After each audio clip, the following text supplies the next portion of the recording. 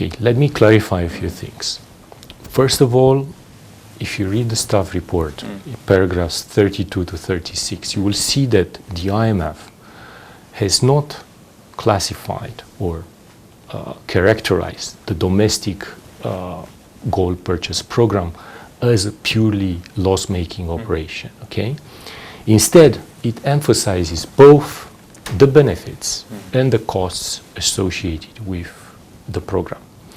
On the benefits side, the DGPP, the Domestic Gold Purchase Program, has helped to accumulate reserves, has also alleviated some of the pressure on the FX market in difficult times, and it helped the BoG diversify the reserve accumulation and the export. Okay, so these are clear points, well acknowledged in the report.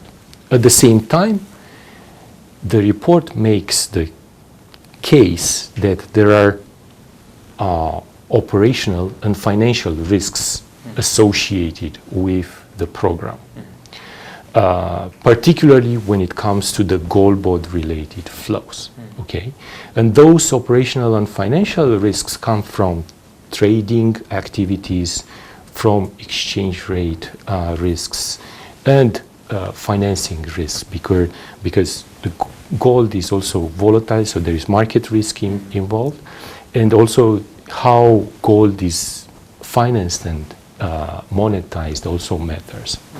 Okay, so the assessment done on the exposure in the report basically just tries to bring more transparency to the program and at the same time help improve risk management surrounding the program. Now, I would say a key clarification for what has been mentioned in the report is that GoldBod related activities are quasi-fiscal in nature.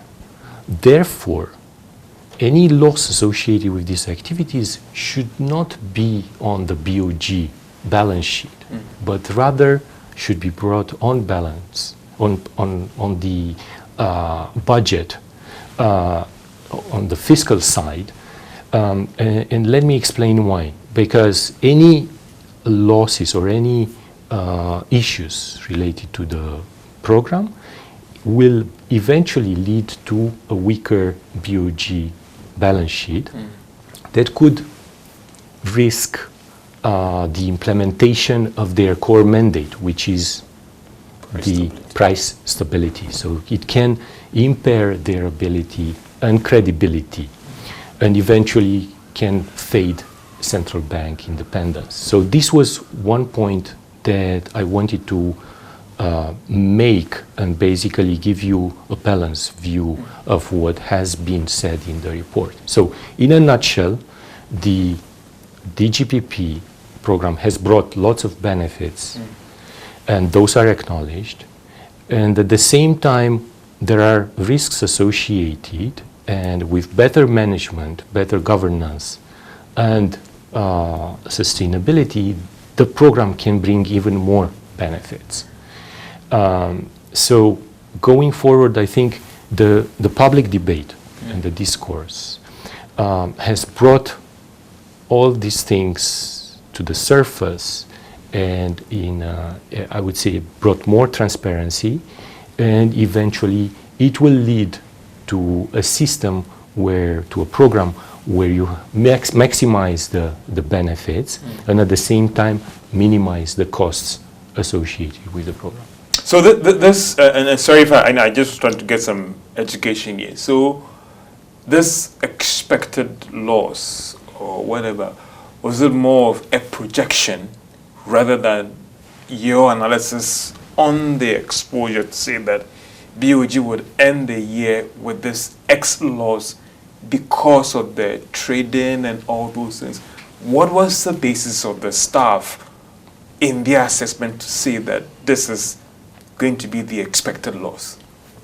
Okay, so let me clarify that point. At least what I understood from the speculative term used by the BoG. By now, this might have changed in the meantime, but basically what they probably meant was that the data that the team has reviewed and analyzed was not final, because the 2025 accounts are not yet audited. So the expected losses or the realized losses in the end might change up and down once the audit is completed. Yeah, but I know that, yes, in auditing, I mean, by now anybody who's working on this area knows the expected loss. And sometimes maybe, if I want to use the expression of +1 or -1, it won't be out when you try to do your extrapolations and projections. But again, to help my viewers appreciate this, because I know what the fund goes through in putting together their staff report. This is not like a media person saying hearsay. There's a team on the ground, there's a technical assessment. Even before a staff report comes out, it goes through several departments at the IMF. So when a fund says something in their staff report, this is not based on hearsay. And that's why I'm just trying to establish that. So what was the basis of that projection, that you saw the numbers, you did your own review based on your engagement, and the fund or the staff stand by the assessment that based on the current arrangement, BoG would end the year making this X loss because of their exposure to GoldBod. Indeed, the fund will stand by their assessment, and that you are correct. It went through a thorough review process.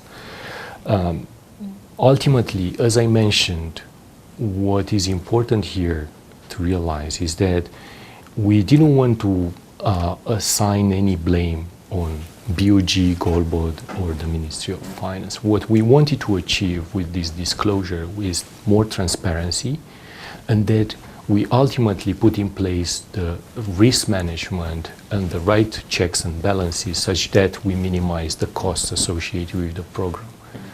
The benefits of the program are very clear and well emphasized in the report.